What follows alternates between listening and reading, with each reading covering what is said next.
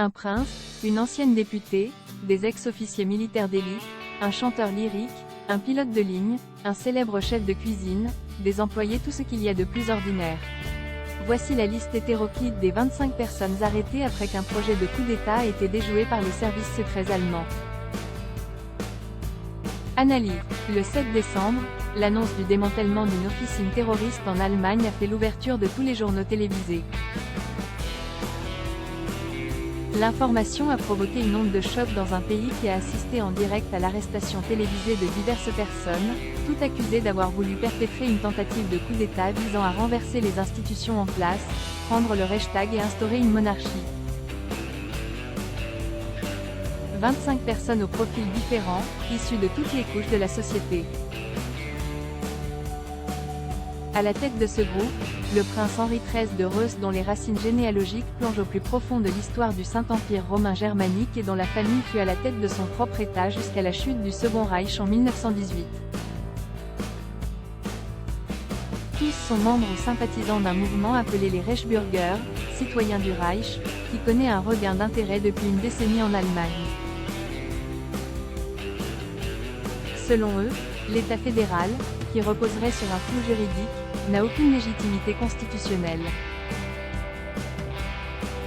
Composé de monarchistes, complotistes, néo-nazis, nationalistes, anti-européens, révisionnistes, d'antivax, ils sont plus de 10 000 à adhérer au programme de ce mouvement qui arbore les couleurs de l'Empire défunt, remet en cause le traité de Versailles et qui n'a pas hésité à tenter de s'emparer du Bundestag au plus fort des manifestations contre les restrictions anti-Covid-19 de 2020. Réunis sous le nom d'Union patriotique, les comploteurs avaient élaboré un gouvernement de substitution avec une ancienne députée de l'Alternative pour l'Allemagne, AfD, nommée ministre de la Justice, connue pour ses propos anti-migrants, et dont le septuagénaire prince de Reuss aurait été le régent. Ils avaient dressé une liste comportant plusieurs figures de la vie politique allemande à embastiller et d'autres à enlever comme le chancelier social-démocrate Olaf Scholz ou le ministre de la Santé, Karl Lauterbach. Mais ce qui a le plus inquiété le procureur en charge de cette affaire, c'est la participation à ce putsch de plusieurs éléments appartenant au corps d'élite KSK-9.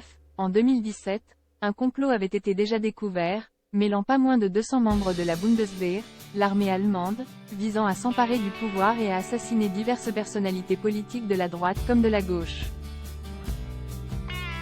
Il a d'ailleurs pointé du doigt les relations entretenues par les putschistes en herbe avec d'autres groupes russes ou italiens, visés. Le Kremlin a démenti toute implication dans le complot. Une radicalisation de l'extrême droite désormais prête à passer à l'action et qui n'est pas sans rappeler certains événements vécus par les Allemands durant l'entre-deux-guerres. C'est d'ailleurs le second putsch qui a été éventé en 2 mois par les services secrets. En octobre dernier, une grand-mère de 75 ans, à la tête d'un groupe similaire, avait été arrêtée, projetant également de renverser le gouvernement, provoquer le chaos et de planifier le retour de la monarchie prussienne. Selon un sondage daté de 2016, seul un Allemand sur 6 souhaite le retour d'un monarque à la tête de l'Allemagne. La menace venant de l'extrême droite a souvent été négligée par les gouvernements qui se sont succédés avant le retour de la gauche plurielle au pouvoir.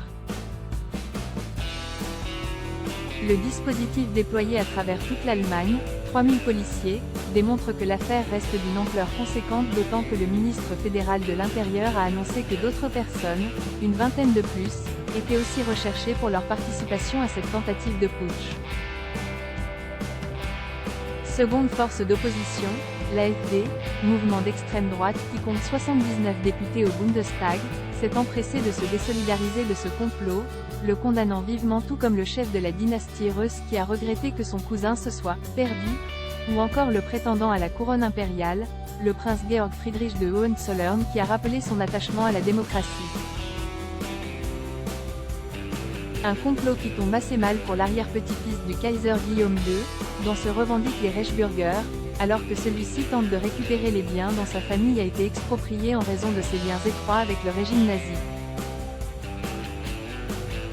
Face à la montée croissante de l'extrême droite en Allemagne, celui des Reichsbürger, Le gouvernement pourrait légiférer très rapidement afin de mettre en place des mesures drastiques visant à sécuriser les institutions telles qu'un meilleur contrôle des armes à feu, l'épuration de l'administration de tout fonctionnaire soupçonné d'être proche de l'extrême droite.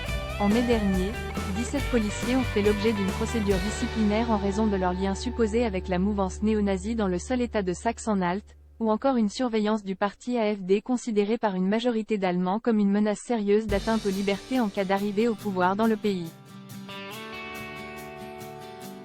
Nous sommes une démocratie qui se défend, soutenue par tous, a réagi de son côté le chancelier Olaf Scholz, peu de temps après la tentative avortée de putsch.